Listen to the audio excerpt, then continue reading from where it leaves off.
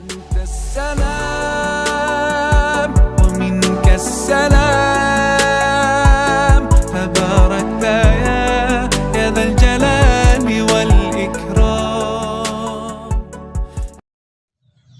Assalamualaikum warahmatullahi wabarakatuh.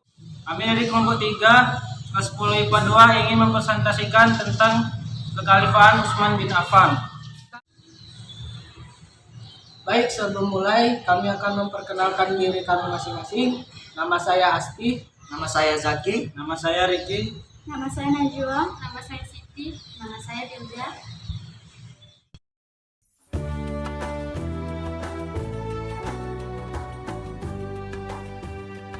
Cus. Baik, bagian pertama akan saya jelaskan. Jadi, pasukan Islam itu pada mulanya dibangun dengan armada kapal yang solid. Pada pemerintahan Khalifah Utsman bin Affan, Islam memiliki panglima yang tegar, gagah dan berani dalam menyusun strategi perang. Ialah Khalid bin Al-Walid. Baik, kita langsung masuk ke biografi Utsman bin Affan. Utsman bin Affan 4 tahun lebih muda daripada Rasulullah. Utsman bin Affan lahir di kalangan Bani Umayyah. Itu salah satu bani yang sangat disegani karena pengaruh dan kekayaan mereka. Mereka memperoleh kekayaan dengan cara berdagang. Pada usia remaja, Utsman bin Affan telah rajin berdagang. Salah satu sahabat dagangnya yaitu Abu Bakar As-Siddiq. Melalui Abu Bakar As-Siddiq pula Utsman bin Affan memeluk Islam. Tanpa ragu-ragu dia memeluk Islam dengan baik. Walaupun pada saat itu telah terjadi tragedi yang dapat melemahkan iman seorang muslim. Namun dengan Utsman bin Affan, dia memiliki iman yang kuat karena dia percaya Allah bersamanya. Salah satu sifat Utsman bin Affan ialah kedermawanannya. Suatu ketika Rasulullah menyeru kepada kaum muslimin untuk mendermakan harta mereka di jalan Allah. Utsman bin Affan tanpa ragu-ragu mendermakan 300 ekor unta beserta uang sebesar 1000 dinar untuk ekspedisi ke Tabuk untuk melawan tentara Bizantium. Oke, bagian kedua akan dijelaskan oleh Zaki.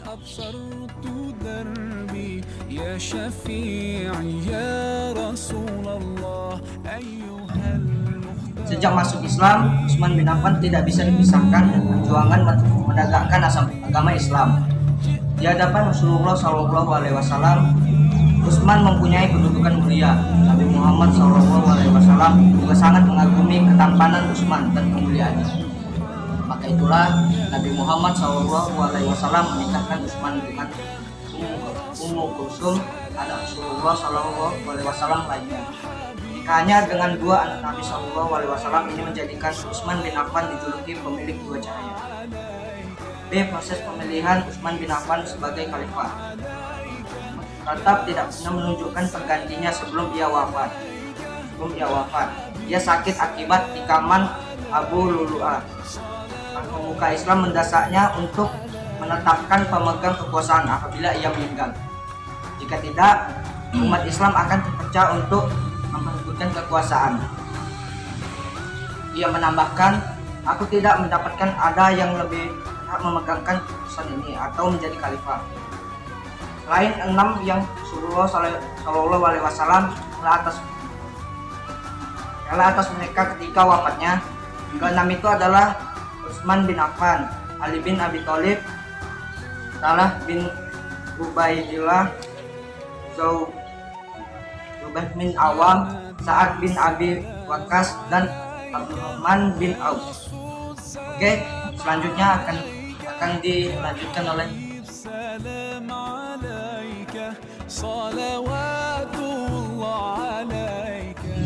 Ibnu Katsir dalam bukunya Al-Bidayah wal Nihayah menyatakan bahwa Umar bin Khattab melakukan apa yang memaksiatkan penggantinya dan menyerahkan perkara pengangkatan khalifah kepada sebuah majelis syura. Umat Syahid bin Zaid sebagai anggota Majelis Syuro sebab dia berasal dari kabilah yang sama dengan Umar. Padahal Sa'id bin Zaid adalah satu dari 10 orang yang dijamin Rasulullah SAW. Umar khawatir dia kelak terpilih disebabkan kekerabatnya. Dalam musyawarah yang dilakukan 6 anggota Dewan Syura, nama kandidat mengerucut menjadi 3, yaitu Utsman, Ali, dan Abdurrahman bin Auf. Itu terjadi setelah 3 anggota formatur memilih 3 lainnya. Selanjutnya nama calon mengerucut lagi menjadi 2 setelah Abdurrahman bin Auf melepaskan haknya untuk dipilih. Abdurrahmanlah sebagai ketua formatur yang menentukan siapa khalifah terpilih. Di hadapan Abdurrahman, Utsman dan Ali menyampaikan khutbah semacam kampanye tentang keistimewaan masing-masing dan berjanji jika mendapat jabatan tersebut tidak akan menyimpang. Jika ternyata tidak mendapatkan jabatan khalifah, maka ia akan mendengar dan menaati orang yang dipilih. Selanjutnya kita lanjutkan ke Rifki Anak. أنت نور الله فجرا Dalam musyawarah yang dilakukan 6 orang anggota Dewan Syuro, nama kandidat yang mengerucut menjadi 3 yaitu Utsman, Ali, dan Abdurrahman akan memilih salah seorang di antara berdua. Abdurrahman meminta keponakannya Miswar bin Makromah memanggil Utsman dan Ali. Miswar lalu menemui Ali. Ali bertanya, Miswar dan Ali kemudian ke rumah Utsman. Miswar masuk ke dalam rumah. Abdurrahman kemudian membawa Utsman dan Ali ke Masjid Nabawi. Di sana kaum Muhajirin dan Ansor telah berkumpul untuk sholat subuh. Abdurrahman naik mimbar dan berpidato. Abdurrahman memanggil Ali sambil berkata, "Engkau mau dibaiat untuk tetap setia menjalankan Al-Quran, Sunnah, dan apa telah dilakukan oleh Abu Bakar dan Umar?" Ali menjawab, tidak, akan tetapi akan aku jalankan sesuai dengan kemampuanku. Abdurrahman lalu memanggil Utsman dan bertanya, "Apakah engkau mau dibaiat untuk tetap setia menjalankan Al-Quran, Sunnah, dan apa yang telah dilakukan oleh Abu Bakar dan Umar?" Utsman menjawab, "Ya." Akhirnya Utsman terpilih, maka sudah Utsman yang berumur 70 tahun menjadi khalifah ketiga. Peristiwa ini terjadi pada bulan Muharram 24 Hijriah. Hanya saja berbeda dengan Umar, Utsman lebih mementingkan hubungan kerabat dalam proses pergantian kepemimpinan. Putusannya mengangkat sanak saudaranya untuk jabatan-jabatan strategis hampir semua diberhentikan oleh Utsman, lalu digantikan dengan sanak saudaranya. Apakah yang dilakukan Khalifah Utsman adalah nepotisme?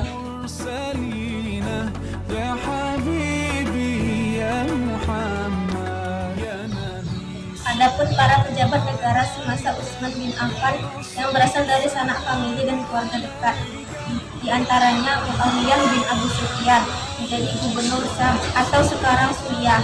Selanjutnya Basrah yang semula dikepalai oleh Abu Musa al-Asy'ari, seorang sahabat yang termasuk awal masuk Islam, diganti dengan sepupu Utsman, Abdullah bin Amir.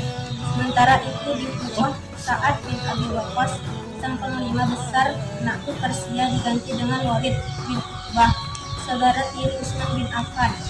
Di Mesir, gubernur yang merakyat, sang penakluk Mesir Amr bin As, diganti dengan saudara susuan Utsman bin Affan. Hal lain yang dilakukan Utsman bin Affan adalah Abdullah diberikan al-Qumus atau 1/5 harta rampasan perang secara cuma-cuma dan menjual sisa harta rampasan dengan harga murah pada saudara sepupunya, yaitu Marwan bin Hakam. Dari uraian tersebut terdapat beberapa alasan yang dapat ditarik kesimpulan bahwa yang dilakukan Utsman bukanlah bentuk nepotisme. Argumennya yaitu: 1. Para gubernur yang diangkat Utsman bin Affan tidak semua familinya. 2. Utsman bin Affan mengangkat familinya untuk ia menghukum yang bersalah setelah diberhentikan. Mereka justru tidak dipertahankan.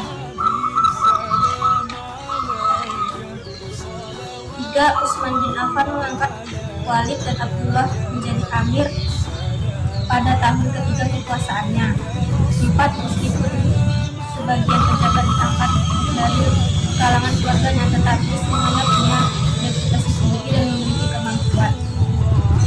Sementara itu, kelemahan Khalifah Utsman bin Affan dalam strategi kepemimpinan adalah disebabkan karena usianya yang lanjut dan mudah ditundukkan pada tuntutan para pembangkang. Selain itu, juga karena sikapnya yang lemah lembut dan tegar dalam menghadapi berbagai situasi.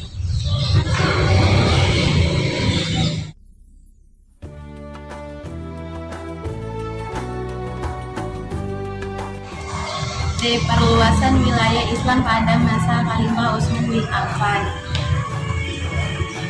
Berpijak dari strategi kepemimpinannya, maka dari sisi dakwah dan perluasan wilayah kekuasaan Islam, Khalifah Utsman juga melanjutkan penaklukan Asia Tengah setelah memperluas wilayah kekuasaan di Madinah. Daerah-daerah yang berhasil ditaklukkan pada masa di antara lain Berkah, Tripoli bagian barat, kemudian daerah di utara Sudan. Daerah-daerah yang berhasil ditaklukkan pada masa di antara lain Berkah, Tripoli bagian barat, Libya, dan Tunis yang semuanya terletak di Afrika.